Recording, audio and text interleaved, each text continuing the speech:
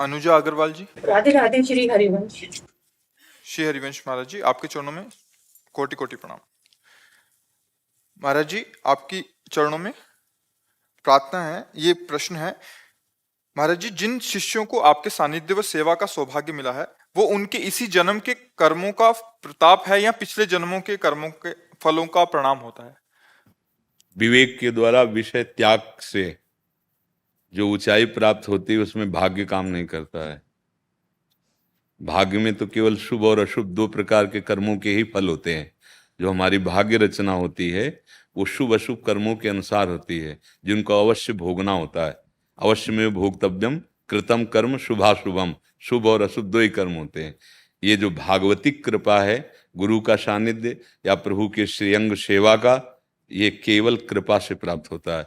और इस कृपा का अधिकारी वही होता है जो सेवा सुख के लिए अपने समस्त सुखों का बलिदान कर देता है, समस्त सुखों का त्याग कर देता है। जैसे इन संतों ने ग्रह, माता पिता, रिश्ते नाते और शरीर संबंधी समस्त भोगों का, मनोरंजन का त्याग करके गुरु आज्ञा पर जीवन स्वाहा कर दिया, बलिहार कर दिया।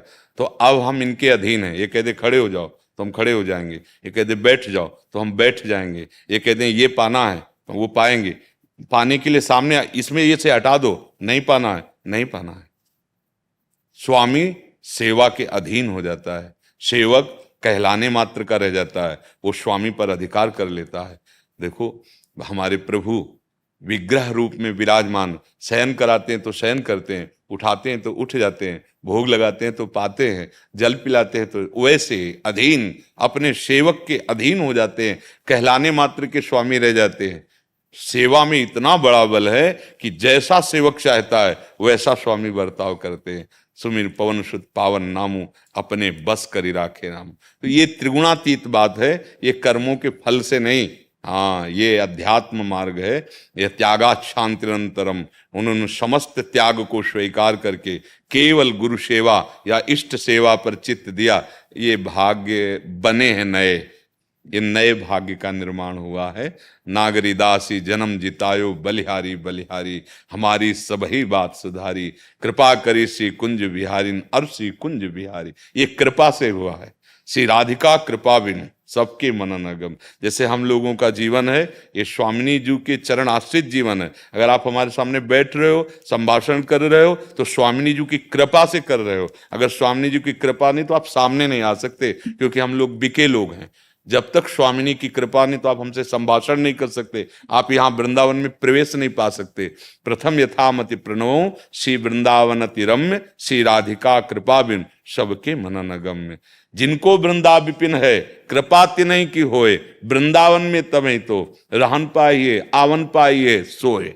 तो हम लोग जैसे सेवा में, ये केवल लाडली लाल की कृपा, और इन्होंने जो त्याग किया ये उसका अधिकार है, उसका फल है। माता पिता भाई बंधु, सांसारिक सुख भोग संपत्ति सर्वस्व त्याग कर ऐसे लाडली जुगे। जैसे रूप लाल हित हाथ बिकानी, तो फिर अब निधि पाई मनमानी। अब इनका ठेका है हमारे हृदय में।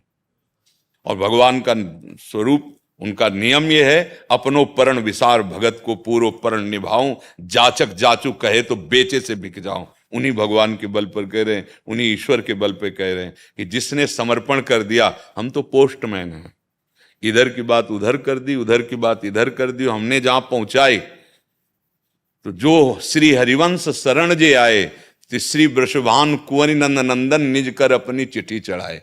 जो महाप्रभु हिताचार्य की चरण शरण में आ गया, तो श्री लाडली लाल निकुंज के रजिस्टर में उसका नाम लिखे, उसी गर्व से कहते हैं कि हमें भले यत्र यत्र मम जन्म कर्म भी नारके परमे पदे अथवा, लेकिन राधिका रति निकुंज मंडली तत्र तत्र हृदय में विराजताम, उसके बल से कह रहे हैं। तो अब और भी शिष्य हैं, पर वो अपना अस्तित्व बनाए हुए हैं, उनका एक पर्सनल जीवन है, उनके विषय भोग हैं। हाँ, उसमें से एक संबंध गुरु भी मान लिया है, थोड़ा कल्याण भी हो जाए, थोड़ा मंगल भी हो जाए इसलिए, लेकिन इनका कोई नहीं है। इन्होंने सर्वस्व, ऐसे बीच में लाइन खींच दी, सर्वस्व का त्याग करके केवल गुरु चरण आश्रित। जो पवाएंगे श्री जी वो पाएंगे, जो वस्त्र देंगे वो वस्त्र, जहां सुलाएंगे वहां सोएंगे, जैसा रखेंगे वैसा रहेंगे, जो आदेश होगा उसी की सीमा के अंतर्गत रहेंगे। अब इनकी जिम्मेवारी इनके कल्याण की नहीं रही, इनकी जिम्मेवारी आराध्य देव पर, गुरुदेव पर चली जाती है। जित ये यथामाम प्रपद्यन्ते तास तथैव भजाम्यहम्। भगवान श्री कृष्ण कहते जो मुझे जैसे बजता है मैं उसको वैसे बजता हूं, वैसे मिलता हूं। तो अब गुरु नाम मात्र का बना लिया और कर रहे हो मनमानी, तो आप गुरु मानी नहीं है। गुरु की नहीं मानी, गुरु को मान लिया। गुरु हैं हमारे, लेकिन बात एक नहीं मानी, वो एक मार्ग अलग हो गया। और जिसने गुरु को आत्मसमर्पण कर दिया, तन मन वचन कर्म से उनकी अधीनता, अब उसके कल्याण, उसके सौभाग्य, अब ये सब एक अलग लीला, ये त्रिगुणातीत लीला हो गई। किसका प्रश्न था? आपको समझ में आया बात हमारी? जी।